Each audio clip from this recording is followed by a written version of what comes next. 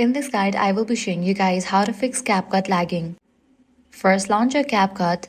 If you notice lag at the very end of your video, here is a quick fix. Try removing the CapCut watermark at the end and cut out half a second or even a full second from the end of the video. For some reason, this small tweak can solve the lagging issue in many cases. Next, update the CapCut app. Launch your App Store or Play Store, search for the app CapCut. After app appears, if you see the option update, click on that and update the CapCut to its latest version. Updating to the latest version can help fix bugs or glitches that may be causing the lag. Keeping the app updated is a simple yet effective way to solve many common issues. Next, check storage in your device. For that, launch Settings. Go to the option General, click on iPhone Storage. Make sure you have enough storage in your device. If not, you can offload or delete the unused apps. If you don't have enough storage, the apps might crash.